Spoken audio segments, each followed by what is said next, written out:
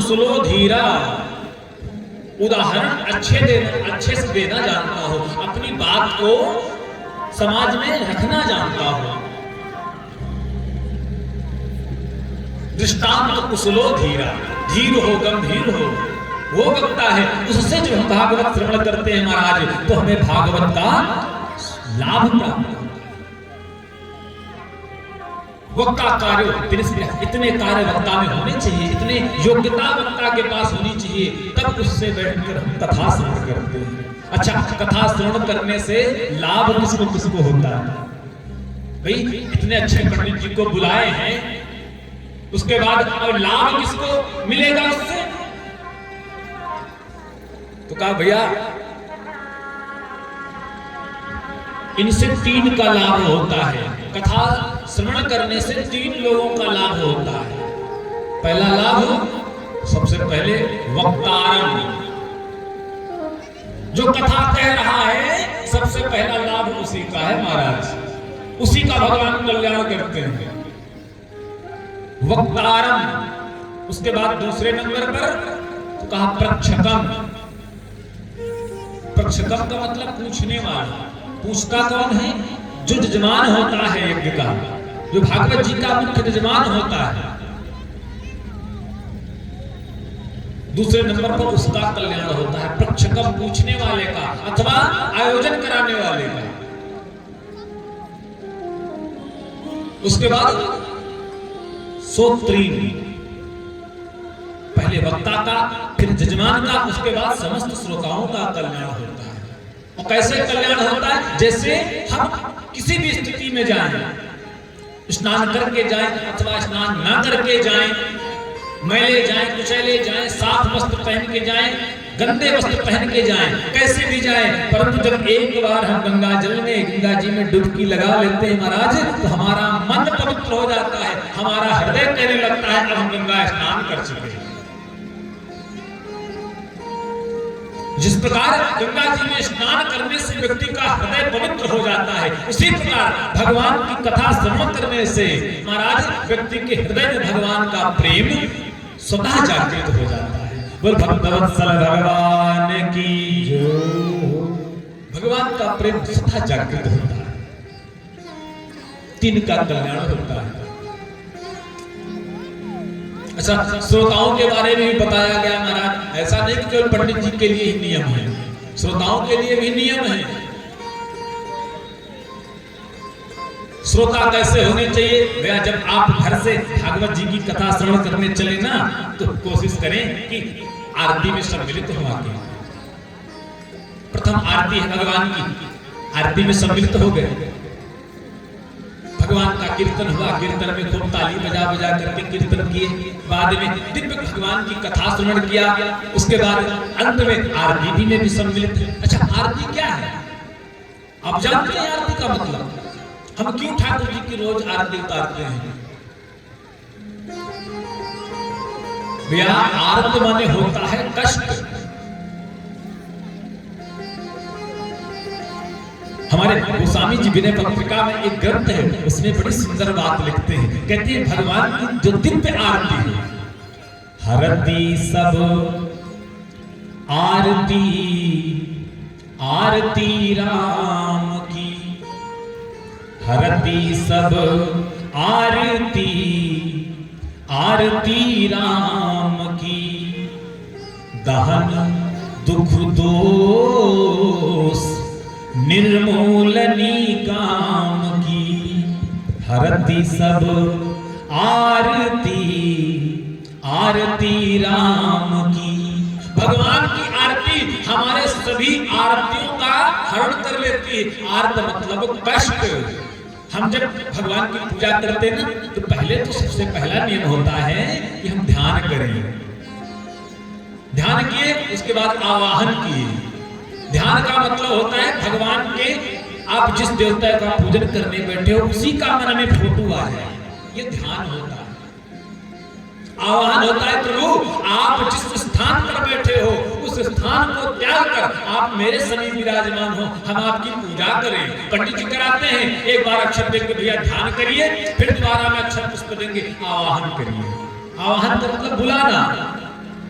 अब भगवान कहाँ थे, कहाँ से आपके पास आए हैं, आपने उनका पूजन किया। पूजन करने के बाद आप आरती कर रहे हैं। आरती इसीलिए की जाती है कि हे प्रभु, आप इतनी दूर से मेरे घर आए, मेरे समीप आए, अगर आपको आने में किसी प्रकार का कोई कष्ट हुआ हो, कोई तकलीफ हुई हो, कोई दर्द हुआ हो, तो हे प्रभु, ये हम आपके आरती उतार रहे हैं, आपका कष्ट उतार रहे हैं। ऐसे तो उतारा जाता है, ऐसे कष्ट आपका उतार रहे हैं और उतारने के बाद हम ऐसे स्वीकार कर रहे हैं। आपका कष्ट प्रभु मुझे प्राप्त हो जाए, आपको कोई तकलीफ ना हो सरकार, आपका जो कष्ट है ना, आर्त है, ये सब मुझे प्राप्त हो। अच्छा, उसके भी नियम है, कैसे आरती करनी चाहिए। ऐसा नहीं, ऐसे बहुत लोगों को देखा, ले लिया आरती, दे घुमाना, बस केवल घुमाना एक तरफ से, आरती नहीं होती। आरती का एक विधान है महाराज। आरती कैसे की जाती है? पहले, सबसे पहले पदभ्याम, पैरों की आरती उतारिए, नीचे से सिर्फ चरणों की 4 बार, 4 बार चरणों की आरती, 2 बार नाभ्याम, 4 बार चरणों की, 2 बार नाभि की आरती उतारे।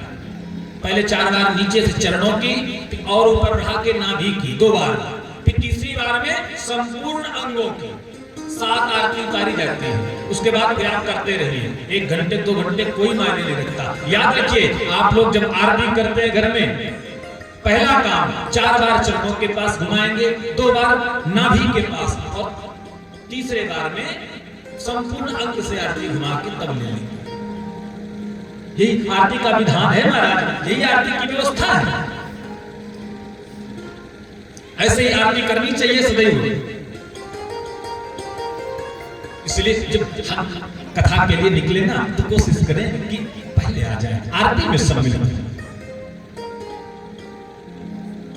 आरती में जब हम सम्मिलित हुए, आरती दिन हुई, उसके बाद अब बैठकर कथा श्रवण करें।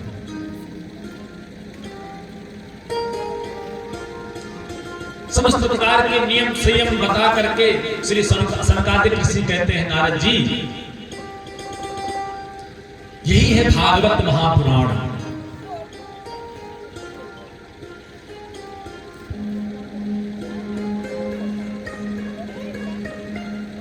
पूछ रहे हैं सनकादिक ऋषि नारद जी महाराज कि महाराज, ऐसे पतित का भी इस भागवत जी से कल्याण हो गया, क्या इस कलयुग में ऐसा संभव है? सनकादिक ऋषि कहते हैं, नारद जी संभव नहीं, आप ये कहिए कि इस भागवत जी कल्प वृक्ष की छाया में बैठकर ऐसा कौन सा कार्य है जो असंभव है? प्रेम से बोलो जय श्री कृष्ण।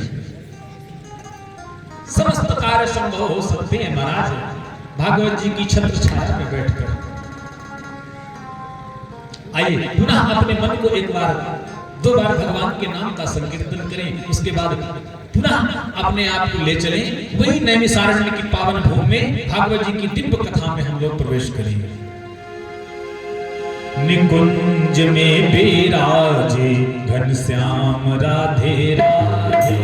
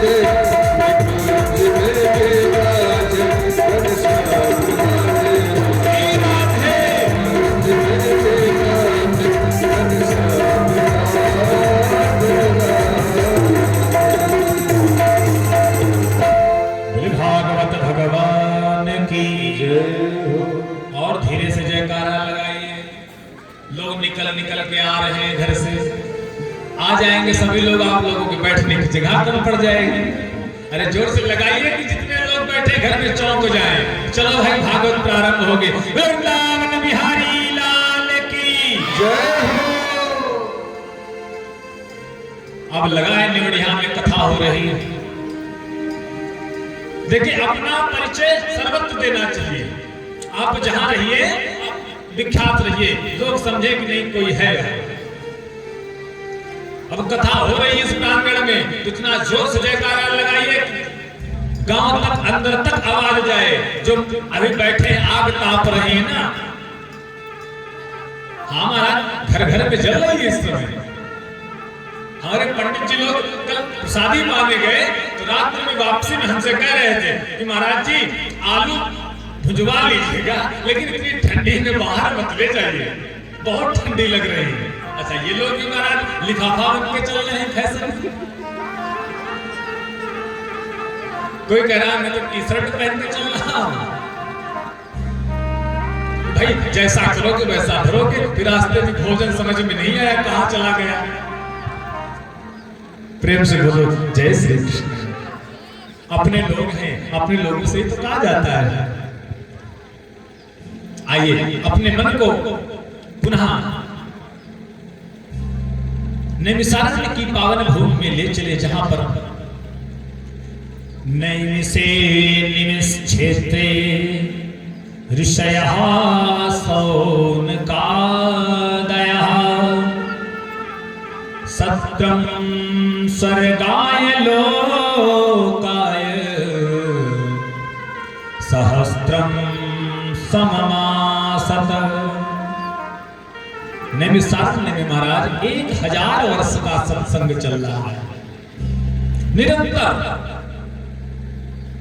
88,000 ऋषि मुनि बैठे हैं, श्रवण कर रहे हैं। सूत जी महाराज कथा श्रवण करा रहे हैं। 1000 वर्ष का सहस्त्रम सममासत, 1000 वर्ष।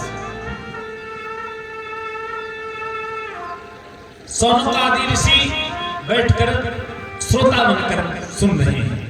सौनकादियों ने प्रश्न किया महाराज अब हमें कुछ बताइए। क्या?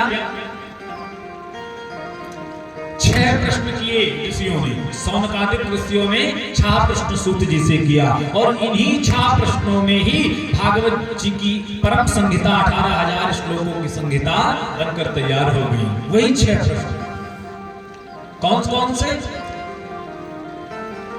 किम श्रेयः शास्त्र सारः कः स्ववतार प्रयोजन किम कर्म के वतारश्च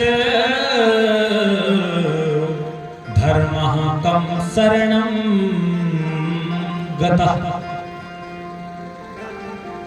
किम श्रेयः क्या करना चाहिए? प्राणी मात्र का कल्याण कैसे हो? कल्याण के लिए, अपने जीवन के उद्धार के लिए हमें क्या करना चाहिए? किम श्रेयः।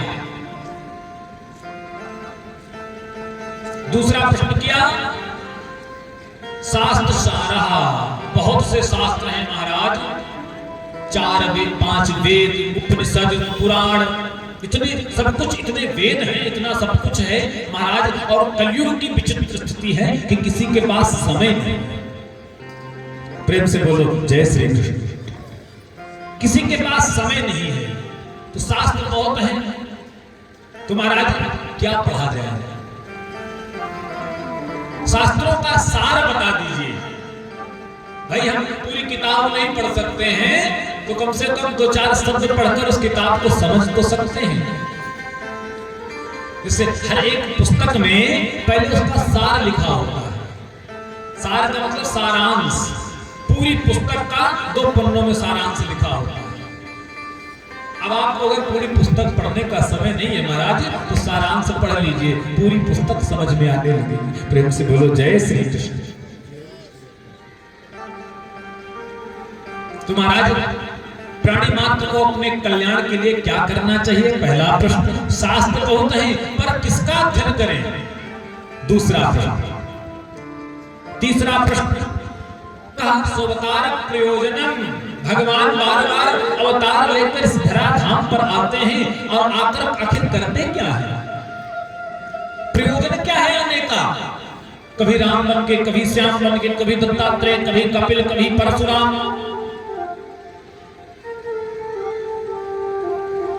आते क्यों है भगवान? कहा स्वतार प्रयोजन, प्रयोजन क्या है भगवान के अवतार लेने का। अच्छा, आते हैं तो आकर क्यों करते क्या है?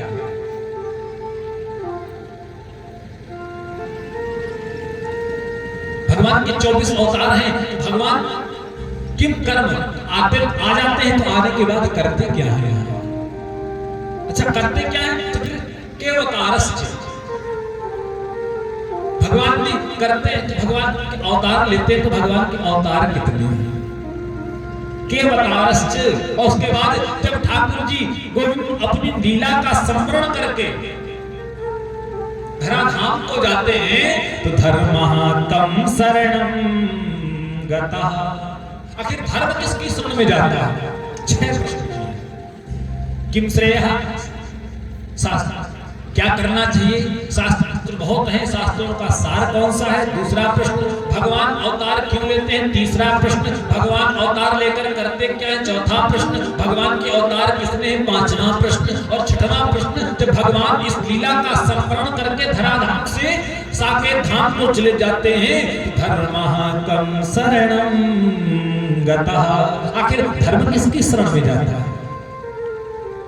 इन्हीं 4 प्रश्नों में महाराज पूरी भागवत जी की दिव्य कथा है। श्री सूत जी कहते हैं, ऋषियों तुमने जीवों के कल्याण के लिए बहुत ही उत्तम प्रश्न किया है। जीव के कल्याण के लिए बहुत अच्छा प्रश्न किया। जैसे एक बार पार्वती जी ने जब शिव जी से पूछा ना कि महाराज मुझे जो नृपतने तब्रह्म के नारे विरह मत घोर, ये राजा है या भगवान है या ब्रह्म है, ये कौन है? मुझे बताइए। तो भोलेनाथ कहते हैं कि देवी पूछे रघुपति कथा प्रसंगा, पूछे रघुपति कथा प्रसंगा, पूछे रघुपति कथा प्रसंगा, पूछे रघुपति कथा प्रसंगा, सकल लोक जग पावन गंगा, सकल लोक जग पावन गंगा, सकल लोक जग पावन गंगा, सकल लोक जग पावन गंगा। पावन गंगा।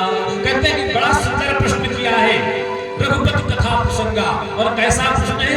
जैसे जगदम्बा जगत जननी गंगा मैया समस्त के पापों को धो देती हैं, उसी प्रकार भगवान की कथा हमारे हृदय के अंधकार को दूर कर देती है।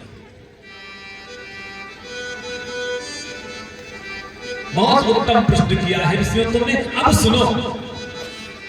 द्वापरे समनो प्राप्ते तृतीये युग पर्यये जाता पराशराद्योगी वासव्याम कलया हरे। द्वापर के अंत में, इसके पहले का जो युग था, जैसे अभी कलयुग है, इसके पहले युग था द्वापर। द्वापर का जब अंत था और कलयुग का प्रारंभ था, उसी समय भगवान के एक अवतार हैं महर्षि वेदव्यास।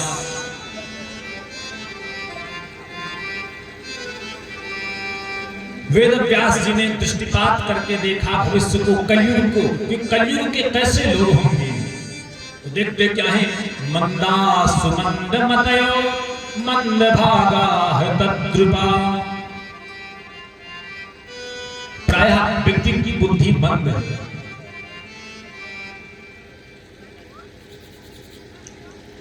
व्यक्ति की बुद्धि भी मंद है और व्यक्ति का भाग्य भी बहुत प्रबल नहीं है।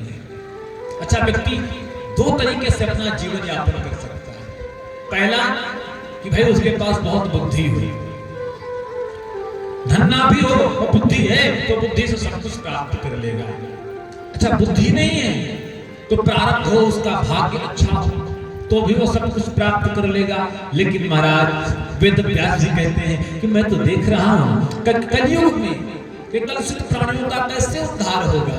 ना तो इनके भाग्य प्रबल है कि भाग्य के बहुत ज्यादा धनी है, और ना ही इनकी बुद्धि इतनी तीव्र है। ऐसे लोगों का आखिर कल्याण कैसे होगा? प्रेम से बोलो जय श्री कृष्ण। जय श्री कृष्ण। विचार कर रहे थे, मन में बहुत परेशान हुए महर्षि वेद व्यास।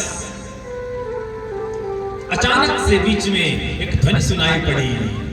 वीणा में तान छेड़ते हुए श्री नारद जी महाराज, श्रीमन नारायण नारायण नारायण, श्रीमन नारायण नारायण नारायण, श्रीमन नारायण नारायण नारायण, श्रीमन नारायण नारायण नारायण, लक्ष्मी नारायण नारायण नारायण, लक्ष्मी नारायण नारायण नारायण, श्रीमन नारायण नारायण नारायण, श्रीमन नारायण नारायण श्रीमन नारायण नारायण नारायण, श्रीमन नारायण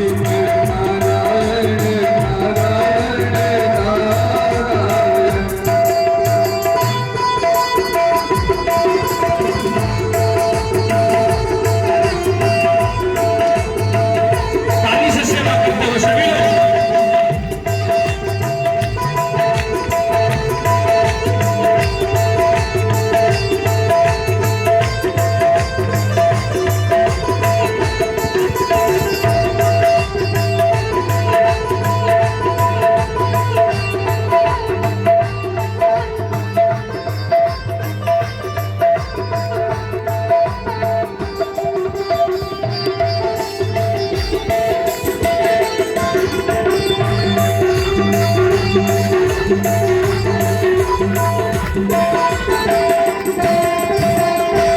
वृंदावन बिहारी लाल की जय।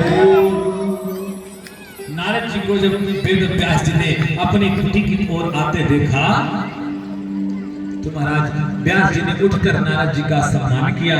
सम्मान करने के बाद खूब पूजन किया नारद जी का। पूजा पाठ जब संपन्न हुई, अब बैठकर वार्तालाप करने लगे। नारद जी ने पूछा, अरे पराशर नंदन वेद व्यास, आप इतना दुखी क्यों हैं? आपका मुख मलिन क्यों है? कुतश्चिंता करो भगवान। अरे किस चिंता में व्यथित हो महाराज, आप तो संत हो। तो वेद व्यास जी कहते हैं, नारद जी मैंने कलयुग में दृष्टिपात करके देखा कि आखिर कलयुग के लोगों का कल्याण कैसे होगा। मैं देख रहा हूं कि सबका भाग्य भी मंद है, सबकी बुद्धि भी मंद है। ऐसे कम बुद्धि कम भाग्य में व्यक्ति अपना कल्याण कैसे करेगा महाराज?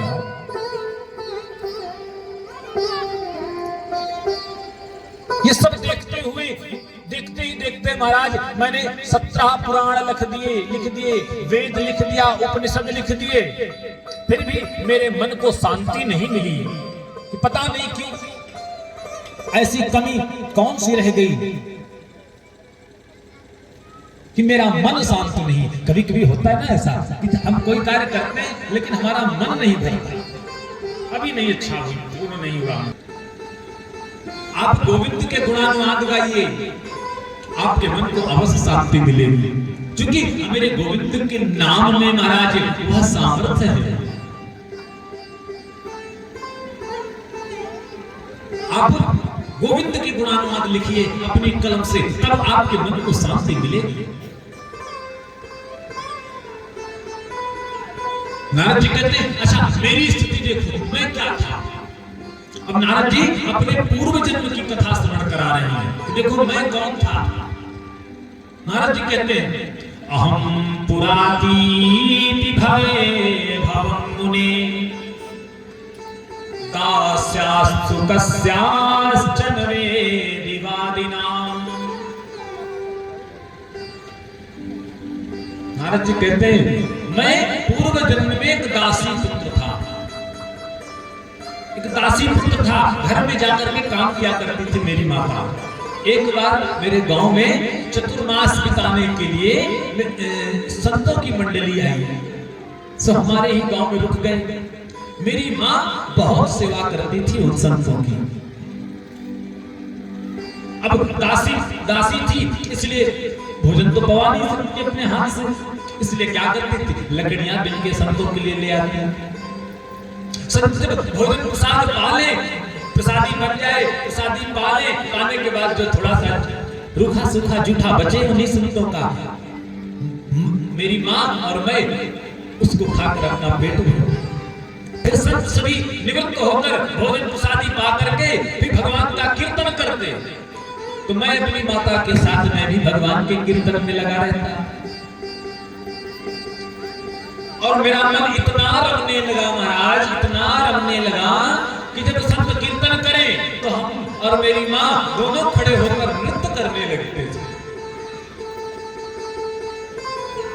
चतुर्मास बीता, संत अपने अपने घर जाने लगे। अब 4 महीने संतों के पास नारद जी रहे। तो नारद जी के पूर्व जन्म की कथा है। संतों के पास रहे तो नारद जी का भी मन द्रवित हो गया। जब संत जाने लगे तो नारद जी आए, चरण पकड़ लिया, महाराज मुझे भी चेला बना लो।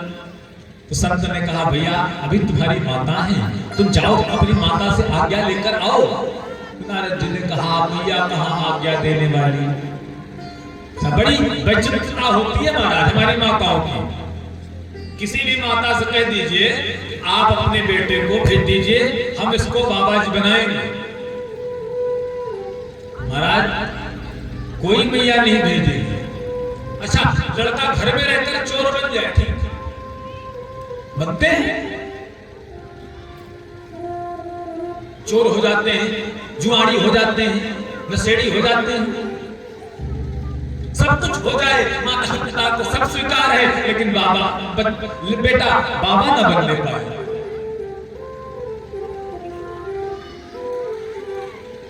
बाबा न बनने पाए। बस नारद जी ने कहा मेरी माँ तो जाने नहीं देगी। तो संतों ने कहा बेटा फिर ऐसा करना, जब तक तुम्हारी माँ है तब तक तुम उनकी खूब सेवा करो, जब माँ चली जाए,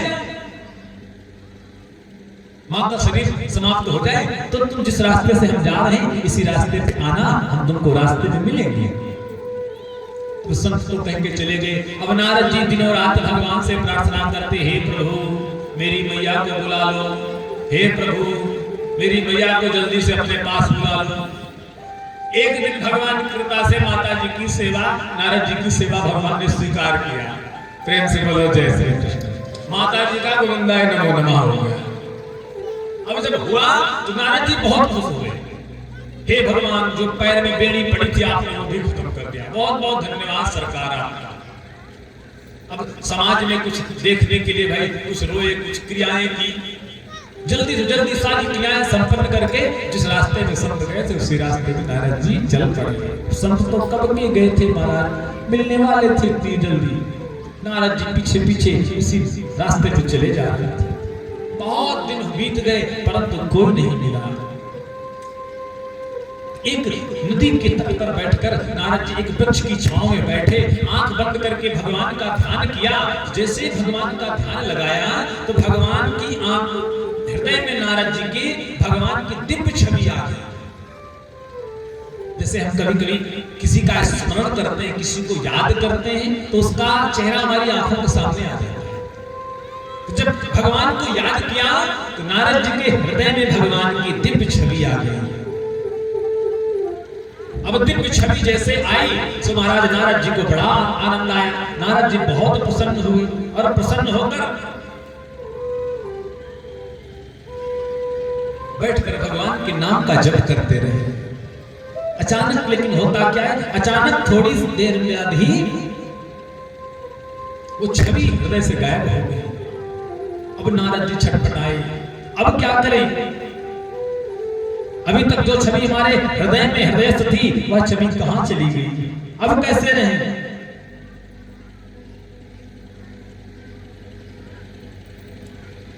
नारद जी रोने लगे, छटपटाने लगे, आखिर मेरे अंदर से वह छवि, वह भगवान की दिव्य मूर्ति कहां चली गई?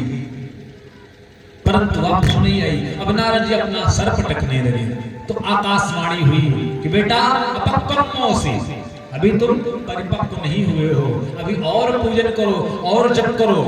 जब तुम परिपक्व हो जाओगे तो मेरी दिव्य रूप सुधा तुमको प्राप्त होगा, मेरा स्वरूप तुम्हें देखने को प्राप्त होगा। नारद जी ने कहा सरकार, अगर हम पक्व नहीं थे, परिपक्व नहीं थे, तो आपने अपनी छवि दिखाई ही क्यों? तो भगवान ने कहा भैया इसलिए दिखा दी कि तुमको भरोसा हो जाए कि नहीं वास्तव में भगवान हैं भी। नहीं, कभी कभी ऐसा होता है लोगों के मन से यही भ्रांति फैल जाती है, हमको तो लगता भगवान ही नहीं है। तुमको रूप सुधा की चटनी चटाई कि देख लो भैया भगवान हैं, लेकिन अभी तुम परिपक्व नहीं हुए इसलिए तुमको प्राप्त नहीं होगी। तो नारद जी ने कहा अब मैं क्या करूं? तो कहा तुम बैठ कर केवल भगवान का भजन करो, समय आने पर तुमको मेरी दिव्य दर्शन प्राप्त होंगे। अब नारद जी वहीं बैठकर भगवान का भजन करने लगे। समय अपनी गति से बढ़ा आगे, समुद्र ने अपनी सीमाएं लांघ दिया, सारे संसार में सब कुछ नहीं बचा, सिर्फ और सिर्फ जल, सब समाप्त हो गया। प्रलय आ गई सृष्टि में, सब कुछ समाप्त हो गया, मात्र एक जल निकला।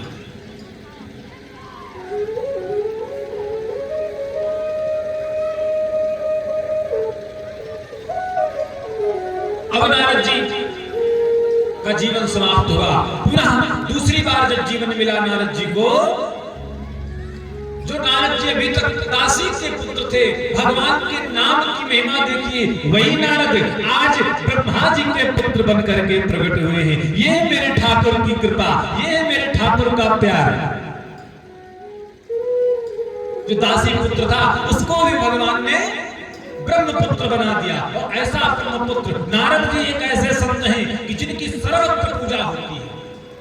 देवताओं में चले जाएं, देवता भी खड़े होकर नारद जी का सम्मान करते हैं। मनुष्यों में चले जाएं, मनुष्य भी खड़े होकर नारद जी का सम्मान करते हैं। किसी ऋषि मुनि के पास चले जाएं, ऋषि मुनि भी खड़े होकर नारद जी का सम्मान करते हैं। ये किसकी पूजा है? ये नारद जी की नहीं, ये भगवान के नाम की पूजा है कि जिसने जगत पूज्य नारद जी को बना दिया।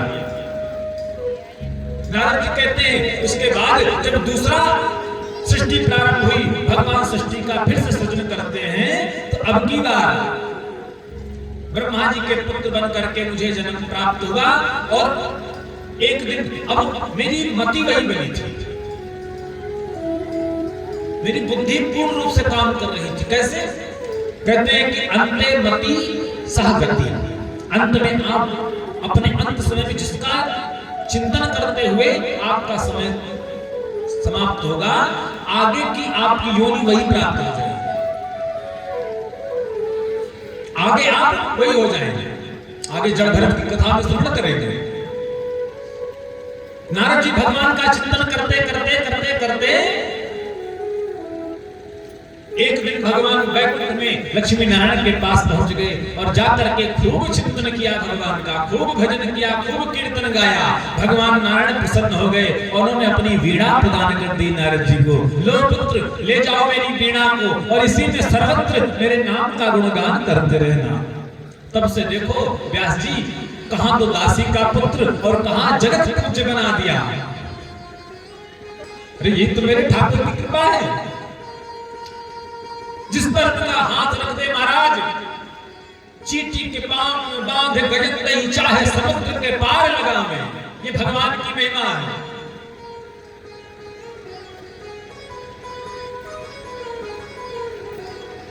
आज जगत पूज्य बन गए नारद जी। तब से लेकर आज तक हम केवल हरि का गुणगान करते हैं। और देखो ऐसी स्थिति है, अब आप ऐसा करो कि आपने बहुत कुछ लिखा है, लेकिन अब आप गोविंद के गुणानुवाद लिखिए। व्यास जी ने कहा कैसे लिखे? तो चतुश्लोकी भागवत नारद जी ने व्यास जी को श्रवण कराई, और श्रवण कराने के बाद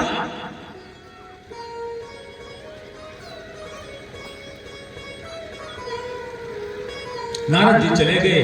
तुरंत व्यास जी उठे, स्नान किया, स्नान करके व्यास जी बोलते चले गए, गणेश जी लिखते चले गए। और देखते ही देखते कुछ ही समय में महाराज पूरी भागवत की संहिता लिखकर वेद व्यास जी ने तैयार कर दी। बोले भागवत भगवान की जय हो।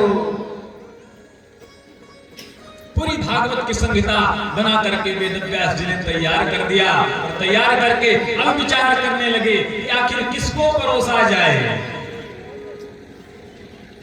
भाई भोजन तो आपने बड़ा स्वादिष्ट बनाया है, लेकिन भाई भोजन जितना सुंदरता से, जितने भाव के साथ बना है, पाने वाले के भूख भी उतनी अच्छी लगी हो तो आनंद आता है।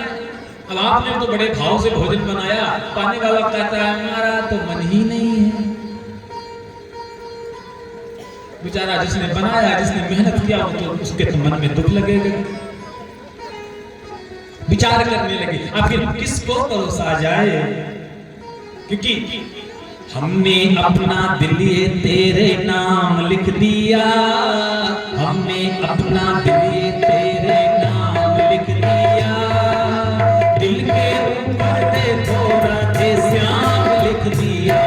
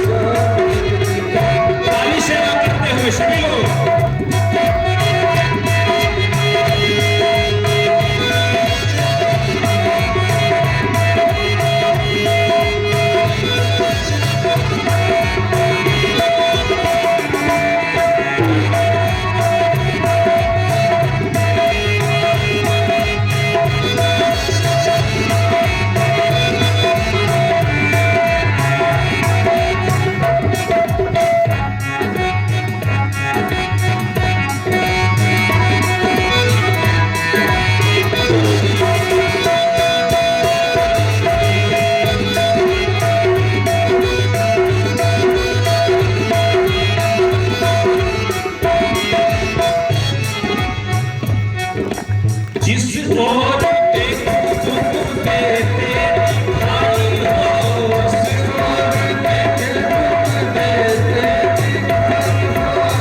सूरत किसी और की भाए ना सूरत किसी और की भाए ना सूरत किसी और की भाए ना सूरत किसी और की भाए ना भक्तों ने गाए तेरे प्यार के तराने भक्तों ने गाए तेरे प्यार के मनवा कमल सिंह कुछ चाहे ना मनवा कमल सिंह कुछ चाहे ना और हाथों में उठाइए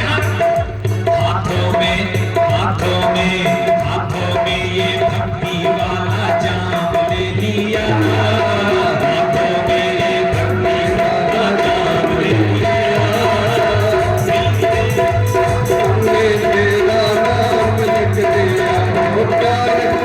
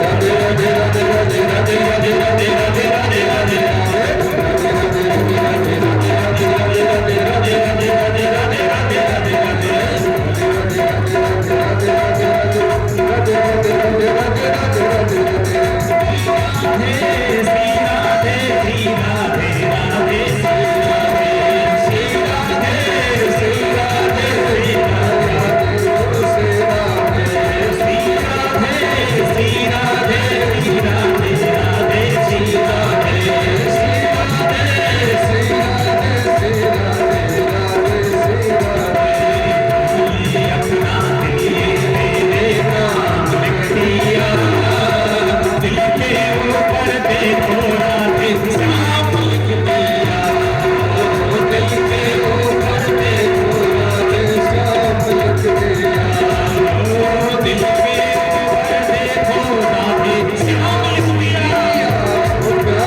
होकर दे तो रात शाम लिख दिया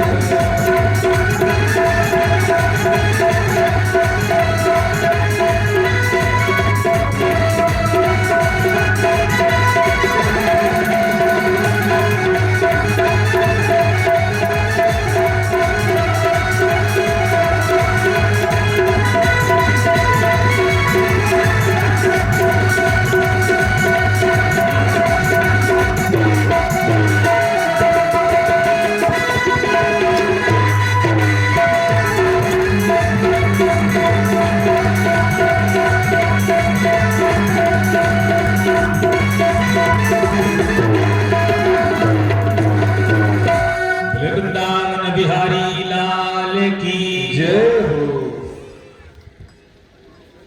महर्षि वेद व्यास जी ने भागवत की दिव्य रचना किया। अब विचार करने लगे कि आखिर किसको सुनाई जाए है भागवत। भाई सुनने वाला भी तो दिव्य होना चाहिए। विचार करने लगे कौन है, फिर याद आया ओहो मेरा पुत्र जो 12 जन्म लेते ही वैरागी हो गया, संन्यास ले लिया। महाराज 12 वर्ष की आयु में तो इन्होंने संन्यास जन्म लिया है। ये सुखदेव जी महाराज वेद व्यास जी के पुत्र हैं। एक बार नारद जी की एक बहुत बड़ी विशेषता है, जैसे आपका कोई काम नहीं बन रहा है तो नारद जी को बुला लीजिए, नारद जी काम बना देंगे। अगर आपके कोई काम बिगड़ नहीं रहा तो भी बुला लीजिए, नारद जी को बिगाड़ भी देंगे। प्रेम से बोलो जय श्री कृष्ण। एक बार भोलेनाथ के पास गए, भाग्यवशात भोलेनाथ नहीं मिले, पार्वती मैया मिल गई। सो जा करके मैया प्रणाम, नारद जी को सम्मान किया। फिर बताओ नारद जी कैसे आए?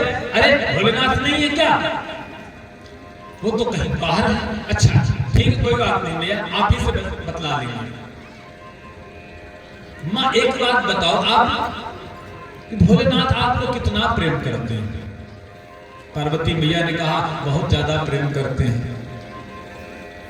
कहा सब कुछ आप जानते हो उनके विषय में, सब कुछ पता है आपको? पार्वती जी ने कहा मैं पत्नी हूं, सब कुछ पता ही होगा। तो कहा अच्छा ये बताओ कि जो शिव जी अपने गले में माला पहनते हैं मुंडों की, वो माला किसकी है, ये बताया? पार्वती जी ने कहा ये तो नहीं बताया। तो कहा बस समझ लीजिए कितना प्रेम है। अच्छा ये ऐसा परिवार है भोलेनाथ का जहां कभी लड़ाई ही नहीं होती महाराज। अब ऐसा परिवार संसार में किसी का है ही नहीं। विचार करिए, भोलेनाथ का वाहन नंदी और मैया का वाहन शेर। नंदी और शेर में कहां मित्रता है महाराज, लेकिन भोलेनाथ का परिवार है। नंदी भी बगल में है, शेर भी बगल में है। अब और छोड़िए, सर्प और चूहे में कितनी मित्रता है, देखते ही महाराज अंदर कर लेता है सर्प। गणेश जी का वाहन है चूहा, शिव जी के कंठ में लगता है अनंत नाम का सर्प, वासुकी नाम का। लेकिन नहीं, कोई वैरता नहीं है, सब मित्रवत। अच्छा दूसरा देखिए, सर्प का सबसे बड़ा दुश्मन होता है, शत्रु होता है मोर, गरुड़ जी महाराज। भोलेनाथ के कंठ में सर्प देवता और भोलेनाथ के पुत्र कार्तिकेय जी का वाहन गरुड़ भगवान। कितनी विचित्रता है महाराज, ऐसा परिवार। अब भोलेनाथ के परिवार में कभी लड़ाई तो हुई नहीं, तो नारद जी को लगा कुछ तो करें, कुछ तो होना चाहिए भाई। पहुंच गए, पूछा बताओ अच्छा मुंडों की माला भोलेनाथ किसकी पहनते हैं? अब पार्वती जी को लगा कि हमसे ये बात नहीं बताई, इसका मतलब कुछ छुपा रहे हैं। आने दो शाम को, बस नारद जी चल पड़े, काम हो गया भैया। नारद जी चले गए, शाम को भोलेनाथ आए। सो माता जी क्रोध में बैठी। भोलेनाथ ने पूछा देवी क्या हुआ, परंतु जवाब नहीं मिला। भोलेनाथ समझ गए। भोलेनाथ ने कहा देवी नारद जी आए थे क्या? तो मैया ने कहा हाँ आए तो थे। बोले हम समझ गए, अब बताओ। तो देवी कहती है कि देखो महाराज ये बताओ, आप सारी बातें आपने बताया और कभी ये नहीं बताया आप जो माला पहनते हो किसके मुंड है? भोलेनाथ ने कहा देवी हम तुमसे इतना प्रेम करते हैं, इतना प्रेम करते हैं कि तुम्हारा जब भी शरीर छूटता है तभी हम तुम्हारे सर का धड़ मुंड लेकर उसकी माला पहन लेते हैं कि तुम्हारी याद बनी रहे हमको। अच्छा महाराज, अच्छा तो मैं हर बार मरती हूँ? भोलेनाथ ने कहा हाँ। आप नहीं मरते? नहीं हम नहीं मरते। क्यों? क्योंकि हमने अमर कथा सुन रखी है। अच्छा महाराज तो हमें भी सुनाइएगा। तो बोले यहाँ नहीं होगी, कैलाश में। कहाँ होगी? बोले अमरनाथ में होगी। चलो अच्छा, भोलेनाथ के साथ चल पड़े। अमरनाथ में जाकर के बैठकर भोलेनाथ देवी को कथा श्रवण कराने लगे और शर्त रख दी, देखो देवी हम कथा श्रवण करेंगे, आपको हुंकारी देना है। हुंकारी समझते हैं? कितने लोग समझते हैं? बस एक बिटिया समझते, दो बिटिया। प्रेम से बोलो जय श्री कृष्ण। होता है ना जब गांव में घर में कहानी सुनाते हैं माताएं, दादी माता, तो कहती हुंकारी देना। माने हम सुन रहे हैं कथा आपकी। तो भोलेनाथ ने कहा हम आंखें बंद करके कथा श्रवण कराएंगे और तुम हुंकारी देते रहना। तो कहा ठीक है। अब भोलेनाथ आंखें बंद किए, ध्यान किए, ध्यान करके तुरंत कथा प्रारंभ कर दिया। अब पार्वती जी कथा श्रवण कर रही थी। कथा श्रवण करते करते बीच में अचानक से पार्वती जी को नींद आने लगी। वही बगल में एक तोते का अंडा पड़ा था, थोड़ा सा फूट चुका था, उससे बच्चे का मुख बाहर दिख रहा था। अब वो भगवान की दिव्य अमर कथा का रसपान कर रहा था श्रोता। अब उसको लगा कि पार्वती जी सो गई हैं, अब इनकी हुंकारी बंद हो जाएगी तो भोलेनाथ कथा बंद कर देंगे, फिर हम कथा नहीं सुन पाएंगे। तो क्या करें? जब पार्वती जी की हुंकारी बंद हुई तो सुआ ने हुंकारी देना प्रारंभ कर दिया। भोलेनाथ को लगा कि तो पार्वती जी हैं। पूरी कथा जब संपन्न हुई, भोलेनाथ ने कहा बोले सियावर रामचंद्र की। तो पार्वती जी ने कहा महाराज फिर क्या हुआ? भोलेनाथ ने कहा देवी कहाँ गई थी? हमसे पूरी कथा श्रवण करा दी। बोले महाराज हम सो गए थे। भोलेनाथ ने कहा जो सोवत है सो खोवत है। सो गए तो सो गए, फिर ये हुंकारी कौन दे रहा था? पीछे देखा अंडे से निकला हुआ तोते का बच्चा, तुरंत त्रिशूल छोड़ दिया भोलेनाथ ने। अब आगे आगे तोते का बच्चा, पीछे पीछे त्रिशूल भोलेनाथ का। वो पहुंच गया जाकर के व्यास जी की कुटी में। अब व्यास जी की पत्नी नाम था अरणी। व्यास जी की पत्नी खड़ी होकर जमुहाई ले रही थी। जमुहाई समझते हैं ना, मुख खोलकर सांस लेना। जमुहाई ले रही थी और जब जमुहाई देखा सोचा इससे सुरक्षित स्थान कौन होगा, तो तुरंत तोता मुख में चला गया और मुख में जाके पेट में चला गया। अब भोलेनाथ का त्रिशूल तो वापस हो गया, लेकिन अमर कथा सुन चुका था वो तोता, उसको ज्ञान प्राप्त हो गया था। अब क्या पूछना है?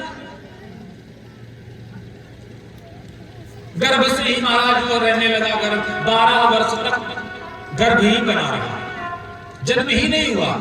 12 वर्ष के बाद एक दिन सुखदेव जी ने, व्यास जी ने अपने पुत्र से कहा रे पुत्र तुम्हारी माता को बहुत कष्ट होता है, तकलीफ होती है, अब तुम बाहर आ जाओ। तो सुखदेव जी ने गर्भ से ही कहा देखो पिता से हम बाहर नहीं आएंगे। क्यों? क्योंकि इस धराधाम की विशेषता है, यह मृत्युलोक है। यहाँ जो आया है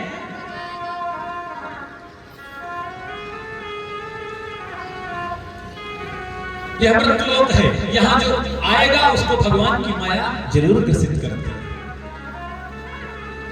हम भगवान की माया में विलिप्त नहीं होना चाहते, दुकान मकान के चक्कर में नहीं पड़ना चाहते महाराज।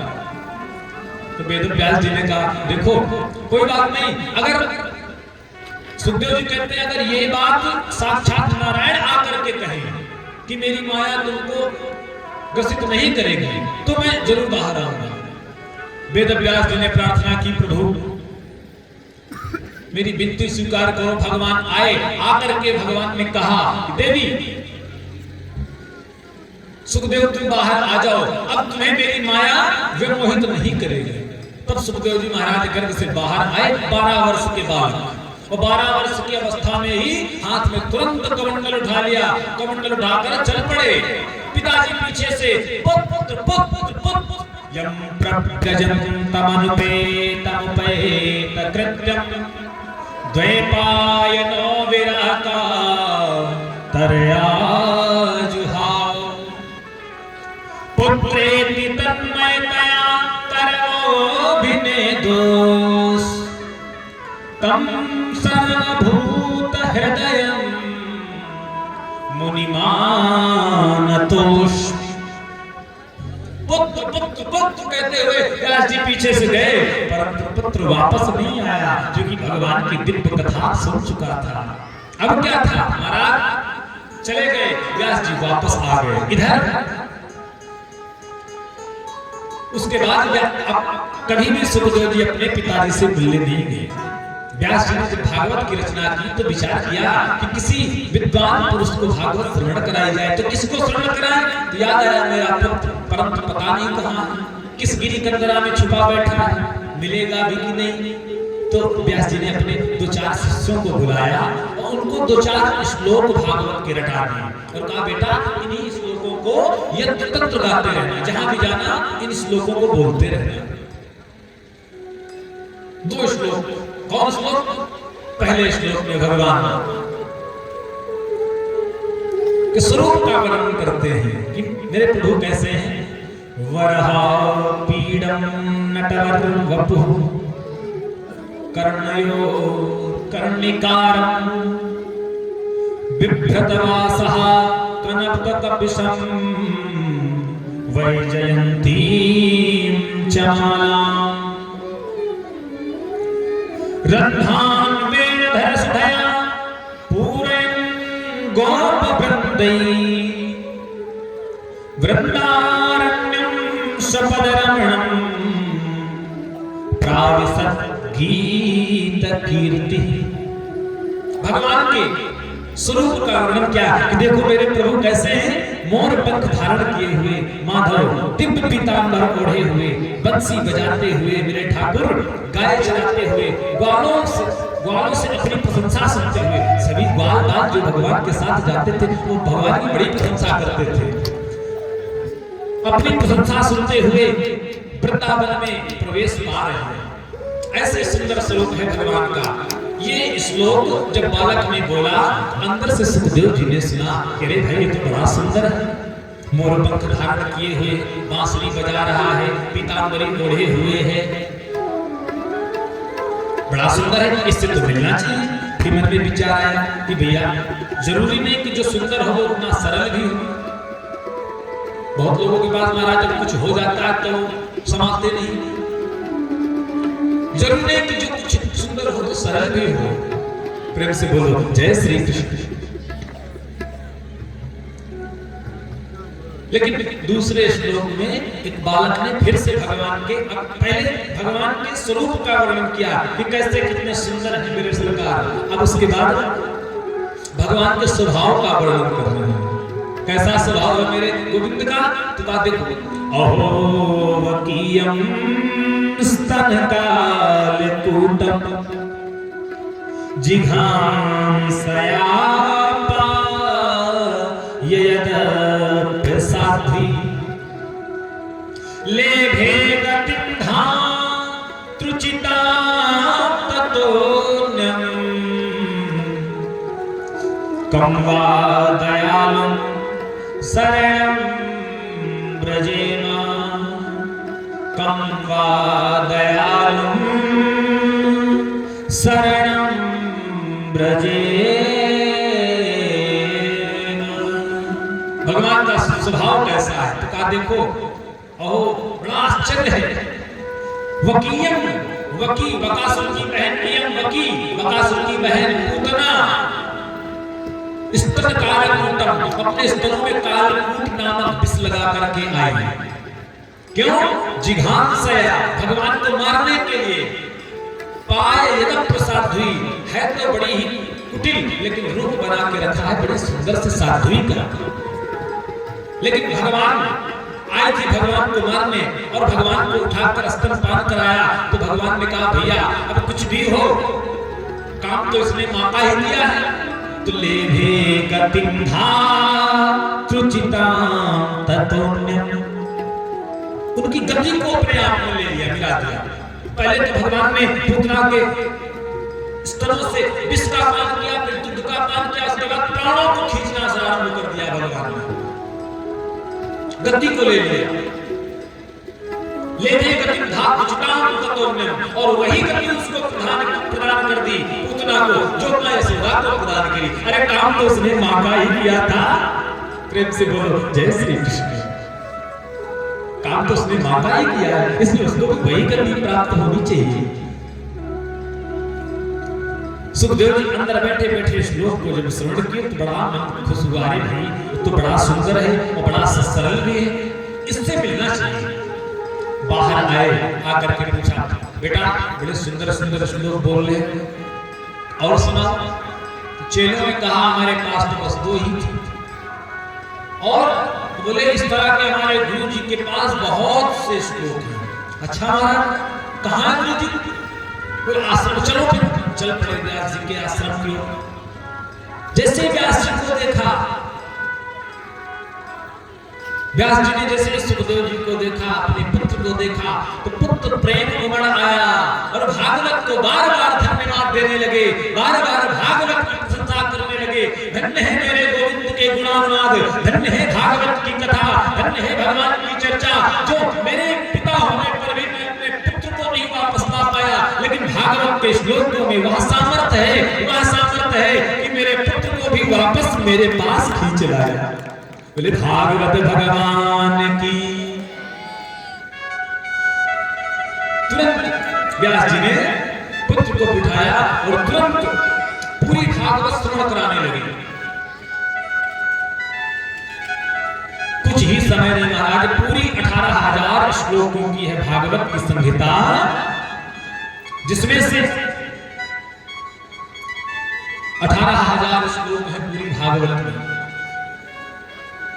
केवल भागवत में महात्म्य अलग है। केवल भागवत के एक स्तर से 12 स्तर तक 18,000 श्लोक, 12 स्कंध हैं, 12 स्कंध और 335 अध्याय हैं पूरी भागवत जी में। पूरी भागवत की संहिता सुखदेव जी को परोस दिया और कहा, पुत्र जब आवश्यकता पड़े तुम इस विद्या का प्रयोग करना। इसके बाद अब आगे की कथा आती है कि भैया किसको आवश्यकता पड़ी, कब पड़ी, क्यों पड़ी। श्री सुखदेव जी कहते हैं कि सुनो, यथा मृधे कौरा संजया था वीरे स्वथम वीर गतिम गतेषु भृगोदरावृद्धिगदाभिमर्श भग्नोरुदण्डे धृतराष्ट्रपुत्रे भग्नोरुदण्डे धृतराष्ट्रपुत्रे। मेरी बीती रे उमरिया सारी, आइए सभी लोग मेरे भाव के साथ, ओ मेरी बीती रे उमरिया सारी, बुला लो बुला लो बुला लो वृंदावन के धारी, बुला लो वृंदावन के धारी, बुला लो वृंदावन के धारी, बुला लो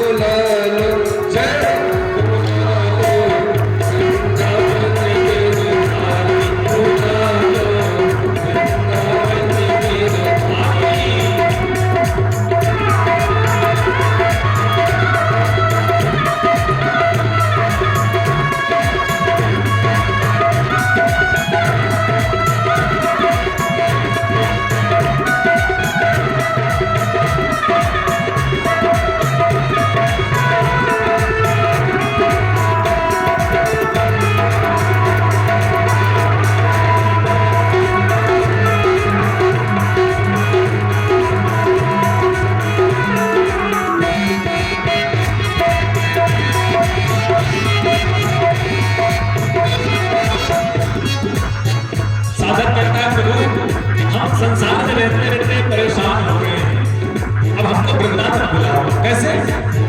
मोह ममता ने दाना तेरा, मोह ममता ने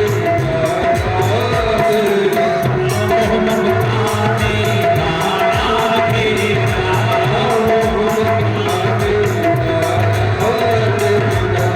ना कोई सूझे रास्ता तेरा,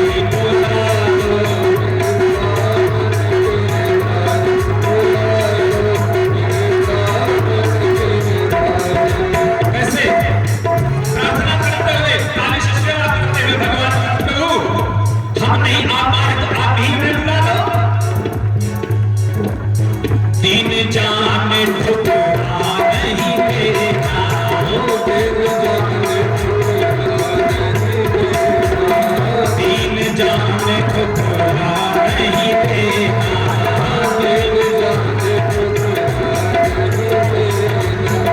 अपनी चरण कमल रच देना, अपनी चरण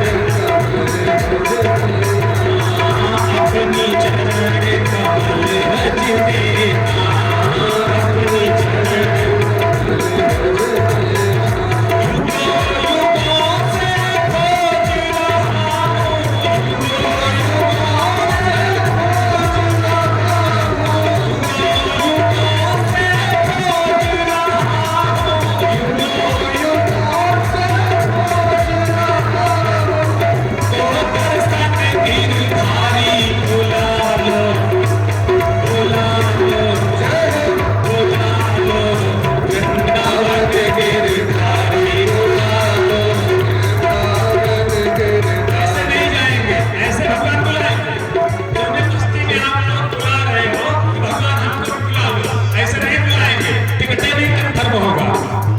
देख लीजिए, करवा देख लीजिए, सब लोग हाथ ऊपर करेंगे एक बार और बुलाए प्रार्थना करें, बुला लो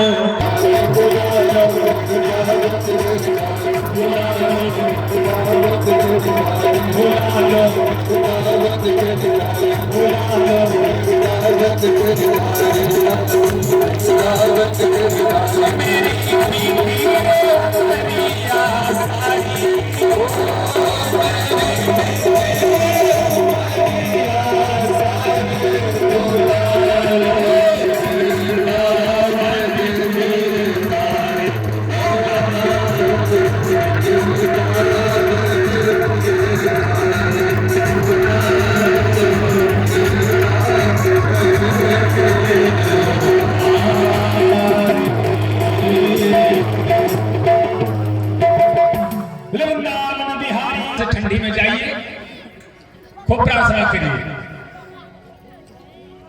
आगे की दिव्य कथा में बताते हैं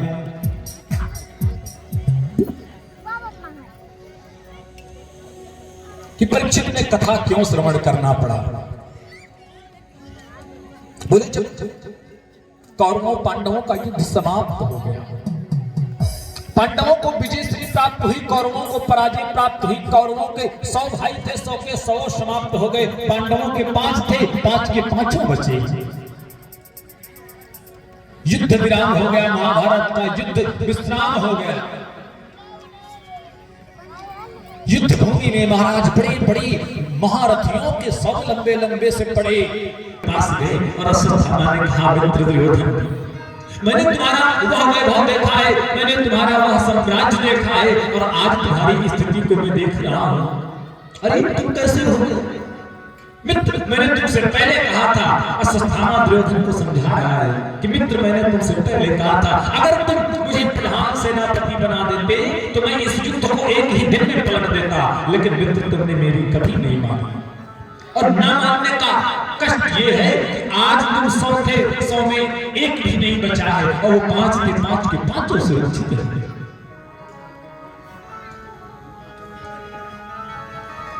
दुर्योधन ने कहा, मित्र मुझे इस चीज का कोई भय नहीं कि मेरे 100 भाई चले गए, मुझे इस चीज का कोई दुख नहीं। दुख तो मुझे इस चीज का है कि पांडव 5 थे, 5 के 5 हुए, अगर एक भी कम हो जाता तो मुझे तसल्ली मिल जाती। अश्वत्थामा ने कहा, अरे मित्र तुम एक ही बात करते हो, मैं तुमसे वादा करता हूं अश्वत्थामा, द्रोणपुत्र अश्वत्थामा, मैं तुमसे वादा करता हूं कि देख लेना, तुम मुझे प्रधान सेनापति अभी बना दो, मैं जाऊंगा 5 के 5 पांडवों का सर लाकर तुम्हारे सामने रख दूंगा। दुर्योधन को लगा कि कोई बात नहीं, चलो अंतिम पड़ाव पर और कोशिश कर लेते हैं और कुछ देख लेते हैं।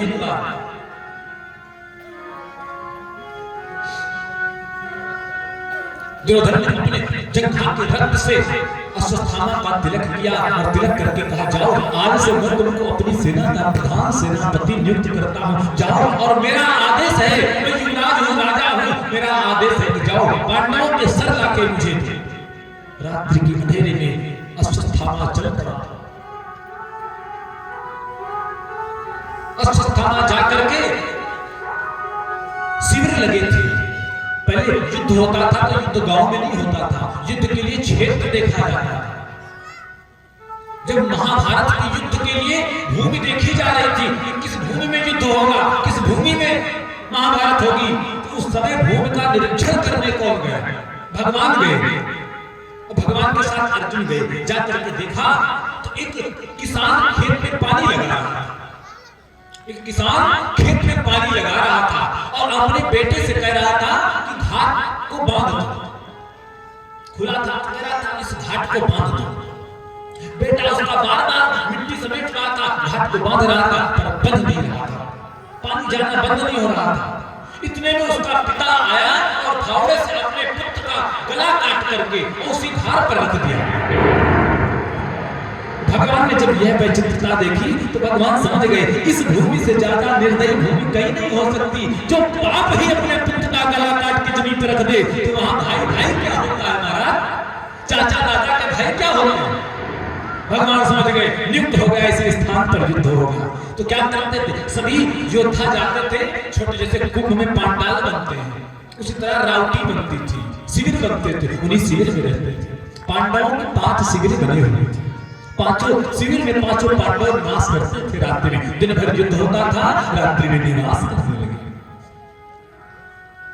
निवास कर रहे थे। इधर अश्वत्थामा रात्रि में गया, जाकर के पांडवों को मारने के उद्देश्य से पांडवों के शिविर की ओर गया। इधर भगवान को सब पता था, क्योंकि नारायण जिसके साथ है महाराज उसका कौन कुछ क्या कर सकता है। नारायण साथ में थे। भगवान ने कहा पांडवों से कि देखो आज हम लोगों को विजय प्राप्त हुई, चलो चलते हैं कहीं बाहर जाके उत्सव मनाएंगे।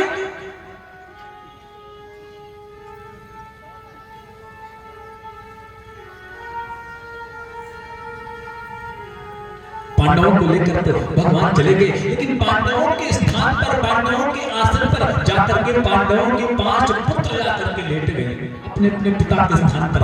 अश्वत्थामा रात्रि के अंधेरे में आया, आकर के एक एक करके 5 पांडवों के पुत्रों का सर काट कर अपने गमछे में बांध कर, पीतांबर में बांध कर ले गया और ले जाकर के दुर्योधन के सामने रख दिया। लोग तुम एक की बात कर रहे थे, मैं 5 के 5 पांडवों का सर लाकर आया हूं तुम्हारे सामने। दुर्योधन को लगा अरे ये पांडव है, ये गाजर मोरी है, काट के ले आए। अरे अश्वत्थामा खोल कर जब देखा तो पांडव नहीं, पांडव के 5 पुत्र थे। दुर्योधन छाती पीट कर रोने लगा, अरे मित्र तुमने तो मेरे वंश को ही समाप्त कर दिया। अरे मैंने पांडवों की दुश्मनी थी, पांडवों से मैं लड़ना चाहता था, परंतु तुमने तो पांडवों के 5 पुत्रों को मार दिया। इसके बाद मुझे इस कुल में पानी देने वाले को भी नहीं छोड़ा तुमने। अब अश्वत्थामा को इसी बिना में दुर्योधन का भी शरीर छूट गया, प्राणांत हो गया। अब अश्वत्थामा को लगा अब तो नहीं बचने वाले, अगर पांडव जिंदा है, अर्जुन भी जिंदा है, तो अब छोड़ने वाले नहीं, तो क्या करें? भगा जाकर के कहीं छुप गया। प्रातःकाल जब इधर देखा कि 5 पांडवों के पुत्रों का वध हो गया है, पूरे पांडवों में शोक की लहर छा गई। सब दौड़ते दौड़ते आए, भागते हुए आए।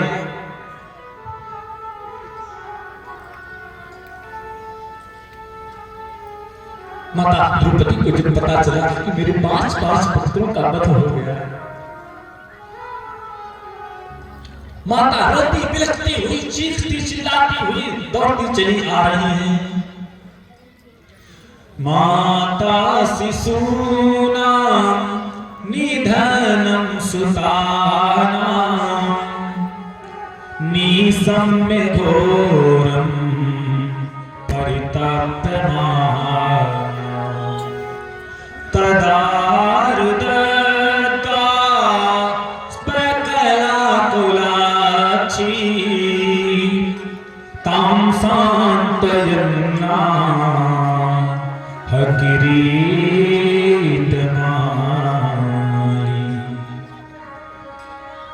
माता शिशूनां निधनं सुतानां पुत्रों का जब निधन का सुना तो बिलखती हुई आई, आकर के छाती पीट कर रोने लगी। अर्जुन ने कहा द्रौपदी देखना, तुम्हारे 5 पुत्रों को मारने वाले का पद मैं तुम्हारे सामने लाकर उसको दंड दूंगा। मैं प्रतिज्ञा करता हूं। प्रतिज्ञा करके अर्जुन चल पड़े। चलते चलते भगवान के साथ पहुंच गए जहां अश्वत्थामा था। अश्वत्थामा ने जब अर्जुन को अपनी ओर आते देखा तो अश्वत्थामा ने तुरंत ब्रह्मास्त्र चला दिया। प्रेम से बोलो जय श्री कृष्ण। अश्वत्थामा ने तुरंत ब्रह्मास्त्र चला दिया। अर्जुन घबराए। अर्जुन ने कहा केशव इसने तो ब्रह्मास्त्र चला दिया। तो भगवान ने कहा अर्जुन तुम भी ब्रह्मास्त्र चलाओ। दोनों ब्रह्मास्त्र आपस में टकराए और शांत हो गए। अर्जुन ने दोनों ब्रह्मास्त्रों को, ब्रह्मास्त्र की विद्या होती थी महाराज, ये ब्रह्मास्त्र कोई साधारण अस्त्र नहीं था। परमाणु बम जो बना हुआ है आज, ये परमाणु बम ब्रह्मास्त्र का एक अंश मात्र है। परमाणु बम एक स्थान को, एक देश को नष्ट कर सकता है, लेकिन ब्रह्मास्त्र एक ही बार में संपूर्ण सृष्टि का नाश कर सकता है। ये ब्रह्मास्त्र था। इसकी विद्या होती थी छोड़ने की और वापस करने की। अश्वत्थामा को छोड़ने की विद्या तो पता थी महाराज, वापसी की नहीं पता थी। अश्वत्थामा ने छोड़ तो दिया पर वापस बुलाना नहीं जानता था, लेकिन अर्जुन को दोनों पता थे। अर्जुन ने भी अपना ब्रह्मास्त्र छोड़ा और दोनों ब्रह्मास्त्रों का आवाहन करके अपने तरकस में रख दिया। अश्वत्थामा के हाथ पैर बांध कर लाए, रथ में डाल दिया, डाल करके लाए सामने द्रौपदी जी के सामने रख दिया। लो द्रौपदी तुम्हारे 5 पुत्रों का वध करने वाला तुम्हारे सामने है, बताओ उसको क्या सजा दें।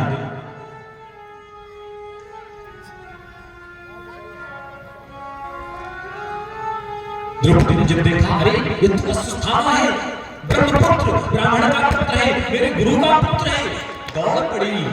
मुच्यताम ऐसा ब्राह्मणो नितराम गुरु। छोड़ दो अर्जुन, इसे छोड़ दो, ये ब्राह्मण है, ब्राह्मण के बाद भी ये तुम्हारे गुरु का पुत्र है। अपने गुरु जी को तो तुमने पहले ही वध कर दिया। तुम्हारी अपनी गुरु माता के विषय में सोचो कि मेरे पुत्र नाम नहीं रहे तो कोई बात नहीं, परंतु मुझे पति का अवलंब प्राप्त है, मेरे सर पर पति का हाथ है। परंतु विचार करो जिसके पति को तो तुमने पहले ही वध कर दिया है, अब पुत्र का भी वध कर दोगे तो अपनी गुरु माता पर जरा सा विचार करो। आर्यपुत्र छोड़ दो इसको, इसको इस तरह बंधन में, अरे गुरु का पुत्र है, गुरु के ही समान होता है, आपने उसको बंधन दे दिया। तुरंत जाकर के द्रौपदी जी ने छोड़ दिया। सभी समाज के बीच अश्वत्थामा अपना सर झुका के खड़ा है। इतना निंदित कार्य किया है। आपस में चर्चा होने लगी कि क्या किया जाए। कोई कहता है मार दो, कोई कहता है दंड दे दो, कोई कहता है बहिष्कृत कर दो। विचार कर रहे हैं सब। भीमसेन भगवान से पूछा गया कि भैया बताओ क्या किया जाए केशव। तो भगवान ने कहा भैया शास्त्रों में 2 बातें लिखी हैं, शास्त्रों में 2 बातें लिखी हैं। ब्रह्मबंधुर न हन्तव्यम आदताई बधारणा। ब्राह्मण ऐसा भी हो उसका शारीरिक वध नहीं किया जाता, और आदताई दुष्ट बाल हत्यारा कैसा भी हो उसको छोड़ा नहीं जाता। कोई भी हो उसे छोड़ा नहीं जाता।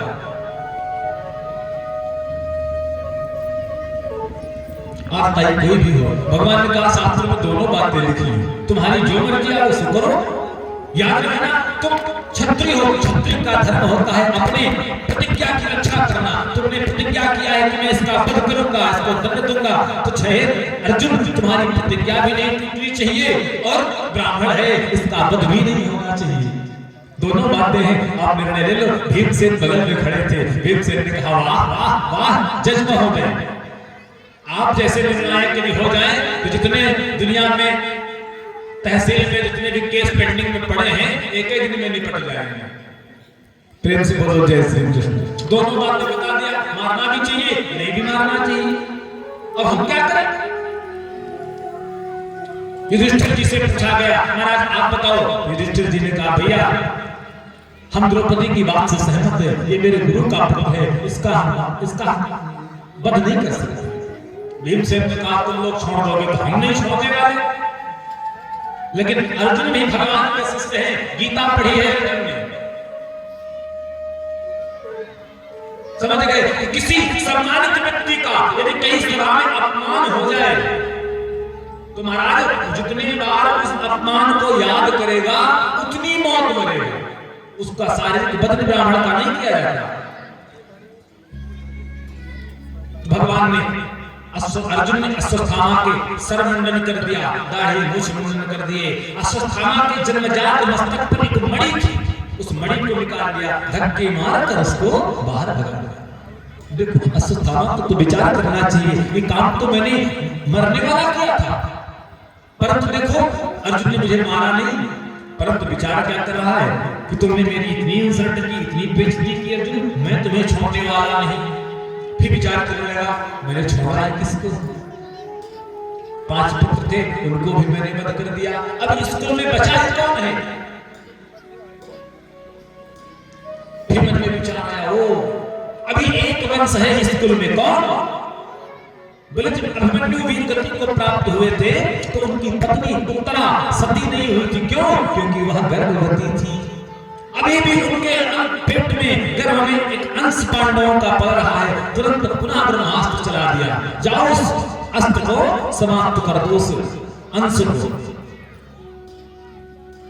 इधर भगवान चल चले, भगवान ने कहा बहुत दिन से द्वारिका नहीं गया हूं, अब कुछ द्वारिका होके आए हैं।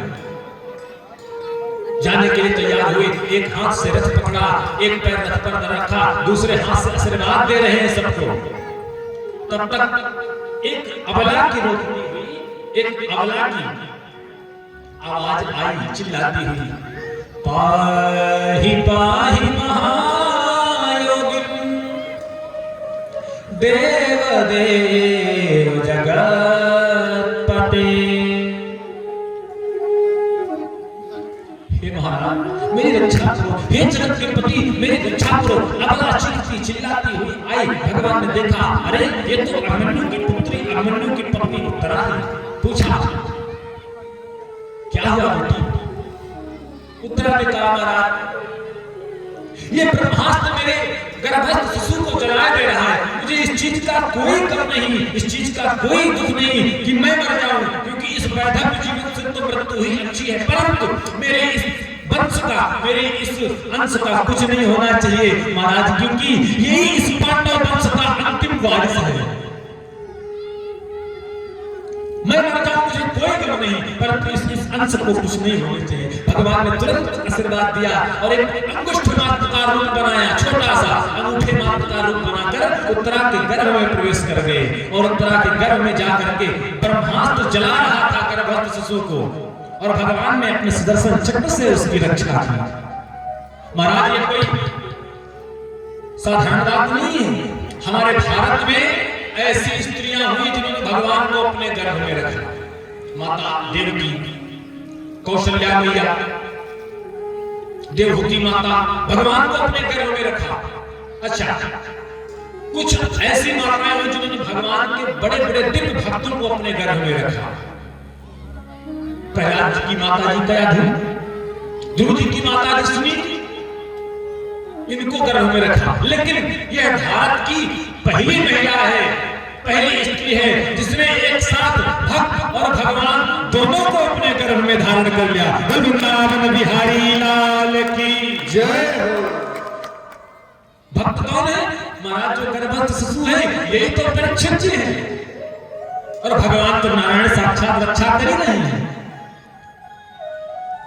टुकुर टुकुर हमारा उस भगवान को देख रहा था, ब्रह्मास्त्र को शांत किया भगवान ने। बाहर खड़े भगवान पूछ रहे थे देवी अब ठीक हो? जब एकदम से भय मुक्त कर दिया तब जाकर के भगवान ने कहा अब मैं जाऊं। तो भगवान की बुआ जी अर्जुन की माता जी कुंती महारानी आ गई सामने, आकर के कहा महाराज मैंने जब जब देखा है कि मेरे जीवन में दुख के बादल आए हैं। अरे बताइए मेरे पुत्र भीमसेन को विष के लड्डू खिलाए गए, जहर खिलाया गया कि मृत्यु हो जाए, लेकिन देखो मेरा पुत्र मृत्यु को प्राप्त कराने के लिए विष खिलाया गया, लेकिन जब मेरा पुत्र मुझे प्राप्त हुआ ना तो 10,000 हाथियों का बल लेकर प्राप्त हुआ। विचार करिए, लाक्षा भवन की आग से कौन बचा सकता था मेरे पुत्रों को, लेकिन प्रभु आपने ऐसी व्यवस्था की कि मेरे पुत्रों को कहीं कुछ नहीं हुआ। महाराज एक बार जब अज्ञातवास में थे पांडव, दुर्वासा ऋषि आ गए अपने कई संतों को लेकर और कह दिए भैया हम बहुत जोर से भूखे, हमको भोजन प्रसादी पवाइए। और दुर्वासा ऋषि बड़े क्रोधी स्वभाव, बड़े ही क्रोधी स्वभाव के दुर्वासा, तुरंत श्राप देने वाले।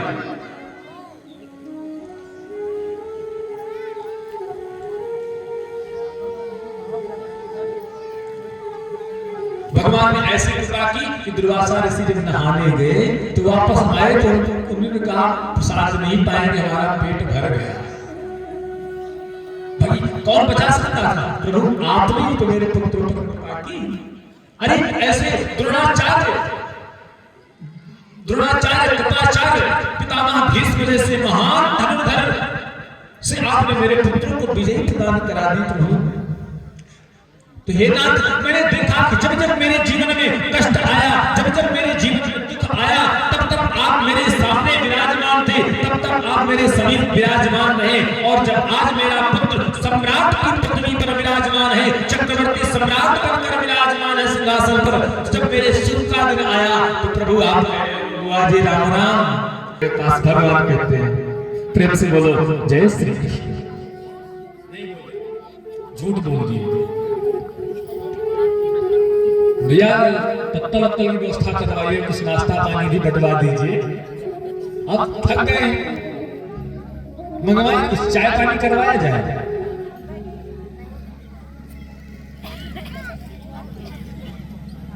जा रहा भैया, कहने जा बहुत रहा महाराज। भैया रजाई लेके बैठा करिए, अकल से रजाई ले आइए, बढ़िया बैठिए, खूब बढ़िया आनंद से कथा सुनिए, लेकिन कथा नहीं छूटनी चाहिए। बोलो राधे राधे। कुंती मैया भगवान की दिव्य स्तुति करती हैं। ब्रज के नंद लाला श्री राधा जी के सांवरिया, सब दुख दूर जब तेरा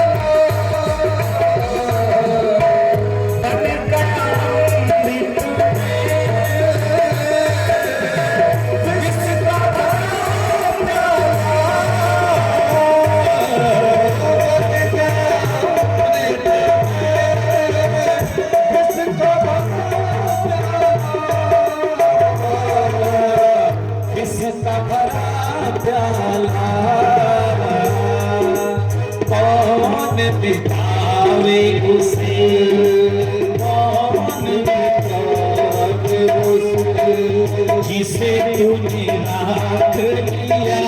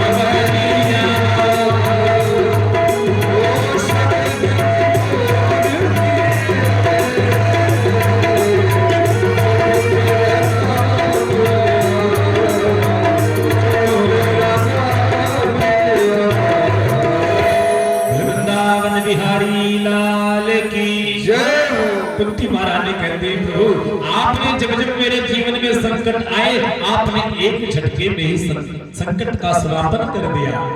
आज जब सुख है तो आप जा रहे हो प्रभु, अगर आप दुख में ही साथ रहते हो तो प्रभु आज मुझे एक आशीर्वाद प्रदान कर दो, क्या कि मेरे जीवन से कभी भी दुख के बादल न हटे, दुख पर दुख मेरे ऊपर आता है। क्यों? क्योंकि दुख में आपकी अनुभूति तो होगी, दुख में आप तो मेरे समीप होगे। ऐसे सुख का क्या करूं जिसमें मेरे राम ना मिले। भगवान ने कहा बुआ जी ऐसी चीज तुमने मांगी है हमसे ना कि मेरे पास है ही नहीं, मेरे पास तो आनंद है। लोग मुझे सच्चिदानंद परमानंद ब्रह्मानंद कहते हैं, आनंद है और आप दुख मांग रही हो, ये तो मेरे पास है ही नहीं। अच्छा बुआ कोई बात नहीं, आज की यात्रा स्थगित। प्रेम से बोलो जय श्री कृष्ण, जय श्री कृष्ण। आज की यात्रा स्थगित, फिर जाएंगे। स्थगित हो गई। सायंकालीन वेला में देखा कि धृतराष्ट्र महाराजा युधिष्ठिर सिंहासन पर बैठे कुछ चिंतित हैं। पूछ लिया कि हे प्रभु बड़े भैया आप चिंतित क्यों दिखते हो? युधिष्ठिर ने कहा क्या बताऊं केशव, जब मैं इस सिंहासन पर बैठता हूं तो मुझे बड़ा दुख होता है कि देखो मैंने इस सिंहासन को पाने के लिए मैंने क्या नहीं किया। जब इन बच्चों को मैं देखता हूं कि जिनके पिता इस युद्ध में वीर गति को प्राप्त हुए तो मेरा हृदय केशव विदीर्ण हो जाता है। जब उन वैधव्य स्त्रियों को देखता हूं जिनके मस्तक से सिंदूर चला गया मेरे इस सिंहासन की वजह से, तो मुझे यह सिंहासन अच्छा नहीं लगता केशव, मैं क्या करूं? भगवान को लगा कि मोह में आ गए, कहा चलो सब लोग चलते हैं पितामह भीष्म के पास। अभी महाभारत का युद्ध समाप्त हो गया। पितामह भीष्म अभी मृत्यु को नहीं प्राप्त हुई। बाणों की सैया में लपटा हुआ शरीर जमीन धरती पर पड़ा हुआ है। शरीर से रक्त की एक एक बूंद निकल गई, लेकिन जीवन समाप्त नहीं किया। आज रात्रि में सभी लोग पांडव लोग मिलकर द्रौपदी जी के भगवान के साथ आए दुर्योधन धृतराष्ट्र के पास। पितामह भीष्म से कहा, सबने प्रणाम किया। प्रणाम करने के बाद सबने अपना अपना परिचय दिया। सबने अपना अपना परिचय दिया। परिचय देने के बाद पांडव से पूछा पितामह ने, केशव, अर्जुन तुम्हारे मित्र नहीं आए हैं? तो भगवान सामने खड़े थे। दादाजी मैं भी सामने हूं, आदेश करिए। तो पितामह अर्जुन से कहते हैं, अर्जुन बताओ तुम ये कौन है, इनको जानते हो? तो अर्जुन ने कहा, ये तो हमारे मामा के लड़के वासुदेव के लड़के वासुदेव कृष्ण है। बोले ओहो अर्जुन, तुम बस इतना ही परिचय है? अरे तुम बताओ अर्जुन। यम मन्यसे मातुलेयं प्रियं मित्रं सुहृत्तमं अकुरो सचिवं द्रुतं सौहृदारथ सारथि। अरे कौन कौन सा रिश्ता बनाए हो अर्जुन? यम मन्यसे मातुलेयं, कभी तुम मामा का लड़का कहते हो, फिर कहीं प्रिय प्रिय कहते हो, कहीं कहते हो हमारे मित्र हैं, फिर कहीं कहते हो हमारे सचिव हैं, हमारे सलाहकार हैं, हमारे पीए हैं। कभी आवश्यकता पड़ी तो रथ में बैठाकर सारथी बनकर रथ हकवा लिया। जब तुमको जैसी जरूरत पड़ती है केशव, अर्जुन वैसा प्रयोग कर लेते हो। तुम्हारे कितने रिश्ते हैं इनसे? अर्जुन ने कहा, सरकार जो भी आवश्यकता पड़ती है उसी रिश्ते को स्वीकार कर लेते हैं।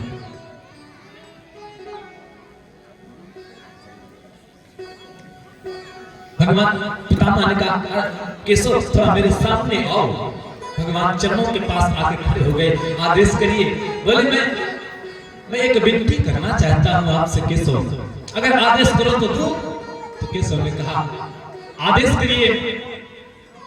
तो कहा, देखो हमारी एक पुत्री है, मैं चाहता हूं कि अपनी पुत्री का विवाह कर दूं। सभी कार्यों से मैं निवृत्त हो चुका हूं। अब मेरी इच्छा है कि मेरी एक सुंदर सुशील पुत्री है, उसके लिए सुंदर सुशील वर खोज के उसका विवाह करवाऊं। अच्छा, भगवान ने कहा, बाबा विवाह तो आपका हुआ नहीं, पुत्री कहां से आ गई? बोले भैया जो हमारी पुत्री है ना, ये हमारी बुद्धि को ही हमने अपनी पुत्री मान लिया है। और मेरी बुद्धि बहुत ही शुद्ध है, बहुत ही सात्विक है, बहुत ही शुद्ध बुद्धि है हमारी। तो मैं चाहता हूं कि अपनी पुत्री का विवाह कर दूं, पर कोई सुंदर सा वर तो मिले, कोई सुंदर सा मेरी पुत्री के योग्य। भाई जैसी लड़की होती, जैसी कन्या होती है, पिताजी वैसा ही वर ढूंढते हैं उसके लिए। तो कोई सुंदर वर तो मिले।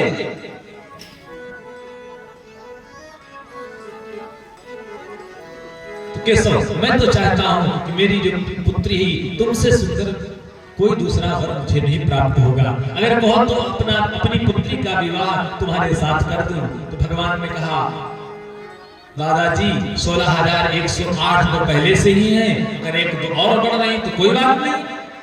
प्रेम से बोलो जय श्री कृष्ण। एक दो और भी बढ़ जाएंगी तो कोई बात नहीं। बड़ा भगवान ने कहा, अरे पितामह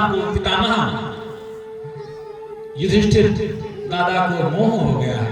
बड़ी सुंदर सुंदर बातें पितामह भीष्म ने युधिष्ठिर को समझाई। दान धर्मान, राज धर्मान, मोक्ष धर्मान विभागशः, स्त्री धर्मान, भगवत धर्मान, समास व्यास योगतः। राजा का क्या कर्तव्य है, दान का क्या कर्तव्य है, एक प्रजा का क्या कर्तव्य है, राजा का पालन कैसे करना चाहिए, सब कुछ समझाया बड़ी ही अच्छे से। तो द्रौपदी जी खड़ी थी। द्रौपदी जी ने कहा, दादाजी अगर बुरा न मानो तो एक बात कहें। हाँ कहो पुत्री। बोले आज तो आप बड़ा ज्ञान दे रहे हो और ये आपका ज्ञान इस दिन कहां चला गया।